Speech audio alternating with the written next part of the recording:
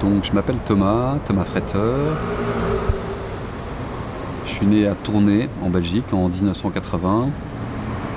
En 2014 j'habite à Liège pour je ne sais pas combien de temps encore. Je suis passé par une école qui s'appelle l'IEX, dans laquelle j'ai été contaminé par le virus de la photographie. En sortant de cette école, avec plusieurs autres collègues, on a créé un collectif qui s'appelle Out of Focus. Et sur mes 5 premières années d'exploration photographique, j'ai beaucoup exploré le milieu du cirque. Et aujourd'hui, je continue la photographie.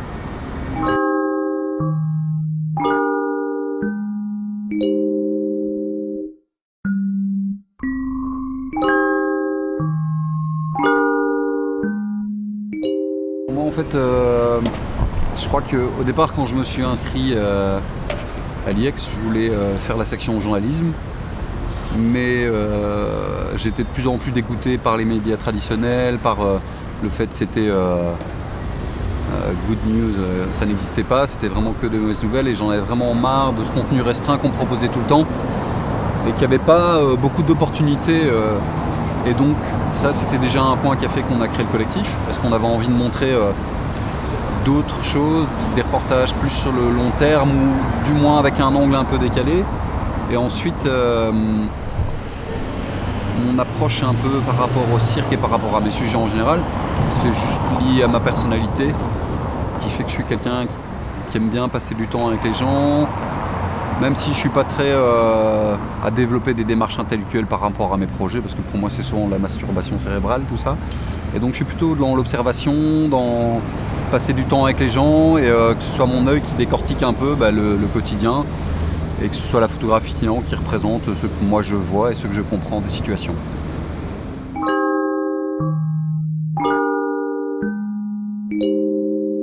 Je pense que la situation là-bas par rapport à la Palestine fait que c'est pas avec des petits travaux comme ça que ça va vraiment pouvoir débloquer des choses, et que je vais pas dire que je vois ça parfois d'un œil assez pessimiste, mais ça me fait juste peur de voir comment les gens peuvent encore réagir aujourd'hui, même que ce soit au niveau des jeunes israéliens qui sont parfois loin de la réalité de ce qui se passe entre ce conflit, et qui sont vraiment pas au courant de ce qui se passe.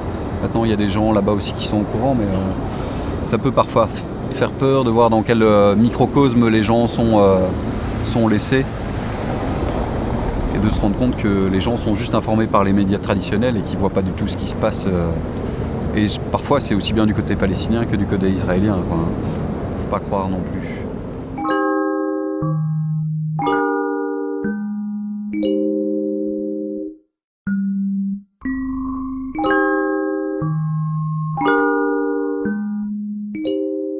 En fait, pour moi, une approche du cirque, parce que j'ai toujours adoré le cirque, plutôt le nouveau cirque traditionnel, je suis un peu moins emballé.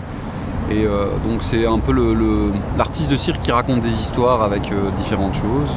Et moi, ça m'intéressait, peut-être lié à une frustration, parce que voilà, je me sentais pas assez capable pour faire du cirque, tout ça, mais j'ai toujours aimé observer les gens qui faisaient du cirque. Et du coup, j'ai passé pas mal de temps avec différentes compagnies. Et dans le cadre de mon intérêt pour le genre humain, je me suis rendu compte que j'aimais bien observer les situations complexes, telles que par exemple le conflit israélo-palestinien, et me servir d'outils tels que le cirque pour un peu dégager des initiatives assez intéressantes, voir comment les gens arrivent à créer des choses positives dans une situation un peu bordélique. Moi, je trouve la démarche du cirque très importante, parce que j'ai l'impression que c'est quelque chose qui est de plus en plus en perdition aujourd'hui. C'est la valeur qu'on a avec son propre corps, d'être vraiment conscient de chaque partie de son corps. Et le cirque, pour moi, c'est vraiment quelque chose qui recrée un lien entre l'esprit et le corps. Et donc ce lien est vachement important, et il permet aussi de dépasser l'état des choses.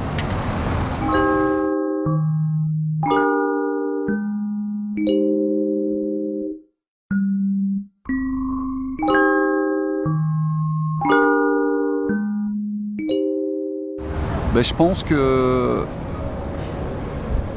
il y a pas mal d'endroits dans le monde où finalement